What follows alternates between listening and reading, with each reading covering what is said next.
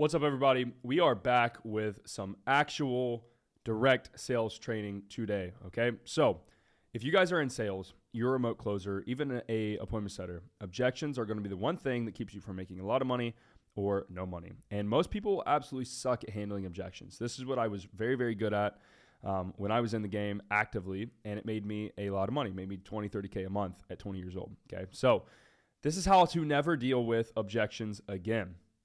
Objections simply do not exist if you are good. This is a true belief I have. And most objections themselves are not real. It's what you need to understand. Most people cannot handle objections due to weak mental control or simply just not knowing how. And after you watch this video, you're going to know how to handle two of the most common objections that you will get in this space. Okay. So objection handling. An objection is anything other than, yes, let's do it. Yes, let me buy. I'm ready to pay. Okay. So the most common B2C, so like business to consumer, so coaching, consulting, agency, this space we're in. The most common objections are 1, I need to think about it, 2, fear, and 3, money, okay? So the mental game, this is the first thing I want to cover. On a sales call, your energy and your certainty affects the other person. This is body language, tonality, facial expressions. All of this matters. So when you get an objection, you have to have a poker face. You can't be like the rookie that gets an objection and goes like, okay, well, sir, it's only $5. Like, don't do that, okay? Poker face. Don't freak out. Don't change your tone. Don't squirm. Literally just sit there, amused. Oh, you have an objection? That's cute. That's the frame that I have, right? Play it off as if a girl said something dumb to you. Like if you're dating a girl, really hot girl, right? She's going to say dumb stuff. It's going to happen. Ladies, if you're watching this, I'm sorry. It's going to happen. You don't take it personal and get mad about it. You just, it's humor. It's humor. It's funny. It's comical. You just laugh it off. You don't take it for truth. You just like a girl says like, oh, the sky's purple. Okay, sweetie. Like that's the frame you need to have, okay? The big rule of thumb when handling objections is knowing which is real and which ones you're actually dealing with. And the reason is they're all handled differently. So if you try to handle a fear objection with a money response, like a handler or a solver, like taking a deposit, they're going to be scared to spend money. So if someone's like, oh, I don't know, man, I'm scared. It's a fear objection. You're like, oh, it's okay. We'll just take a $300 deposit. That's not going to work because they're still scared. You haven't fixed the fear. Okay. You can't just fix fear by doing less money. Okay. It's not going to work. The next thing is I need to think about it. This is the most common objection in the world and it's not real. It doesn't exist. Yeah, man. This is an important decision. I just want to make sure. So like, let's say, let me rephrase this. You get this. I need to think about it. Yeah, bro, I totally understand. Like, look, it's personal or it's an important decision. I just want to make sure, like, do you think XYZ can help you do XYZ? So let's say I'm selling Closer Cartel, right? We're teaching people sales, how to make money online. Hey, I just want to make sure. I totally understand, but I just want to make sure, like, do you think Closer Cartel is the thing that can help you reach 10K a month? Yeah, for sure, bro. I just don't know. I need to think about it. I need some time. I totally understand, brother. Listen, I'm just curious, like if you think it can help you, like what sort of things are coming up that are making you feel like you need to think this over? This is how we handle I need to think about it. You could use this for basically any offer of I need to think about it. You don't want to be the guy that goes, well, what do you need to think about? You got to be smoother than that. But that's the outcome we're trying to get is like you want them to kind of play their hand. So imagine you're playing chess and you don't know if they're bluffing this piece or that piece. You kind of want them to make the move so that you know, and that's the purpose of doing so. Then we know what we're actually handling. So if they say, like after this, right, you're like, hey, what's coming up that needs to make you think, like is needing you to make you think about it?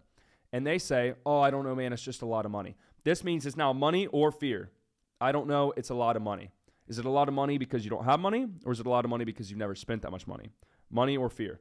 So then they say, or we say, what do you mean by a lot of money? I don't know, man. I've just never spent this much before. Which one is this? It's fear.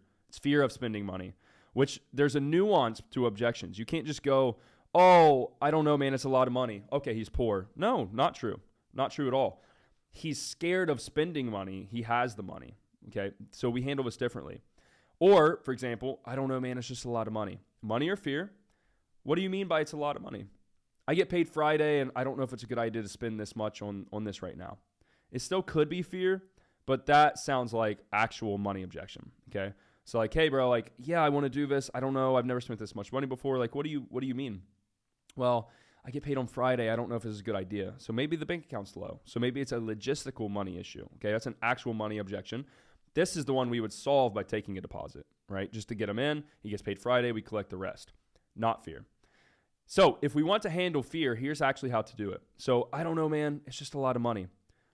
Yeah, I totally understand, bro. Like, what do you mean by a lot of money? I've just never spent this much money before. Fear, okay? How do we handle that? There's a couple ways you can handle it. I'm going to give you guys some sort of just blanket ones in here. And again, objection handling is nuanced. This is not one of those things where you take everything that someone says about sales as gospel for every other occasion. You got to have intelligence. You got to understand nuance. But if they say this here, I'm going to solve this differently. And then we'll show here in a couple slides, I'll show you guys. But I don't know, man. It's just a lot of money. Well, what do you mean by a lot of money? I get paid Friday, so you handle money. It's not fear. This is the frame in which we handle objections, okay? I've closed millions of dollars with this. My team has closed millions of dollars with this. My students have closed millions of dollars with this, okay? So, two sides of this. Remember, money or fear. So, I get paid Friday. I don't know if this is a good idea. He's probably actually broke, disqualify. And then you want to qualify income. So, like, well, okay, you say you get paid Friday. Like, just to make sure I can help you, bro, if you don't mind, like, how much do you have in your account right now that you could put towards this? I got like $300, bro. Okay, he's broke. So either take a deposit or disqualify. Or, I've never spent this much money before. Okay, smoke screen for fear. I've never spent this much money before. I've never jumped out of an airplane, so I don't want to. I'm scared. Like it's a smoke screen for fear. So then we would handle that. So here's how you handle fear. I don't know, bro. I've just never spent this much money before. I totally get that. John, let me ask you a question. Like, do you remember the first time you rode a bike? Well, yeah. Had you done it before? Well, no. And did that stop you? Well, no. Okay, exactly. And like, look, bro, you probably haven't done a lot of things, but that doesn't mean you shouldn't try. Or, for example, guys, what I'm telling you is the frame. Obviously, you can change your language. The point here is when we handle objections, you want to make simple analogies and metaphors to change their perspective. So if they're like, I've never spent this much money before, but they want to make $10K a month.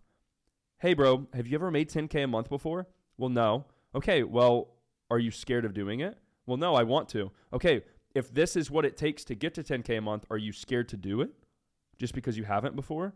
Oh, well, I get what you're saying. Like, this is the simplest way to handle objections is simple analogies and metaphors. So the same one here. Oh, bro, I don't know, bro. I've been burnt in the past. Haven't we all, brother? Like, I've been burnt too. I feel you, bro. I feel your pain. But John, I'm curious. Like, have you ever had a girlfriend? Well, yeah. Are you still with her? No. Okay, what happened? We broke up. So with that logic, you're just never going to date a girl again, right? Because it didn't work out the first time. Oh, I get what you mean. And then they'll close, okay? Especially B2C, guys. So the point here is a simple analogy. Hey, I've been burnt in the past. So now, even though I say I want to do this, I'm not buying it. I have an objection. I'm not moving forward because I'm scared because I've been burnt in the past. So we make a simple analogy to make them understand, hey, bro, just because you get fucked over one time doesn't mean that you're never going to do it again, right? Like, you want to get to $10,000 a month, and you're going to let one time of getting burnt stop you from getting there.